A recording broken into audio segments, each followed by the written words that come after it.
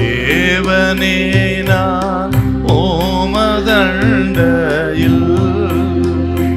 இன்னும் நெருங்கி சேர்வதே என் ஆவல் பூமியில். மத்தேயு 17:27. ஆகிலும் நாம் அவர்களுக்கு இடரலாய் இராதபடிக்கு நீ கடலுக்கு போய் தூண்டில் போட்டு முதலாவது அகப்படுகிற மீனை பிடித்து அதன் வாயை திறந்து பார்.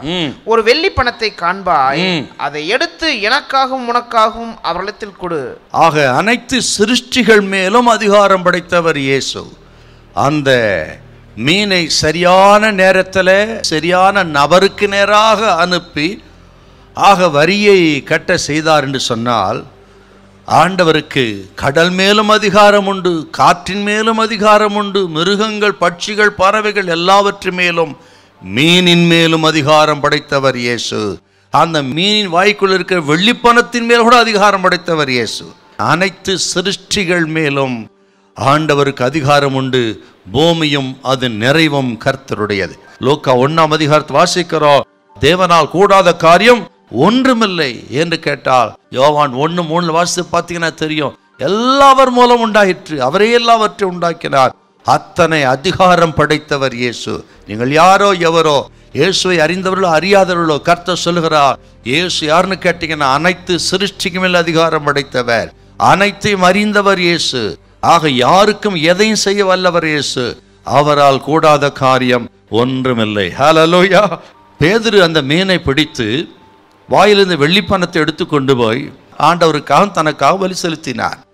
மீதம் இருந்ததை அவருடைய சொந்த செலவுக்கு வைத்திருப்பார். ஏன்னு கேட்டீங்கன்னா ஆண்டவர் சொல்லியிருக்கிறார் மத்தேயு 6ஆம் அதிகாரம் 33 முதலாவது தேவனுடைய ராஜ்யத்தின் நீதியை தேடுங்கள், அப்பொழுது இவங்களெல்லாம் கூட கொடுக்கப்படும். முதல்ல ஆண்டவருக்கு கீழ்ப்படிந்து விட்டால், முதலிடம் அவர் வார்த்தை கொடுத்து விட்டால், இந்த உலகத்தின் எல்லா தேவைகளை சந்திக்க இயேசு வல்லவர் ஐயா. சொல்றார் பாரு, உனக்காக எனக்காக வரி செலுத்து என்று பேதுருவோடு தன்னை இணைத்து கொண்டார் பாருங்க. அண்ட சராசரத்தை உண்டாக்கின பாவம் அறியாத, பாவம் இல்லாத, பாவம் செய்யாத பரிசுத்தராகிய தெய்வம் இந்த உலகத்துல பாவ மாம்சத்தில் இருந்த மனுஷர்களோடு தன்னை இணைத்து கொண்டு பேசினார் என்ற அவருடைய தாழ்மை எத்தனை அற்புதமானது.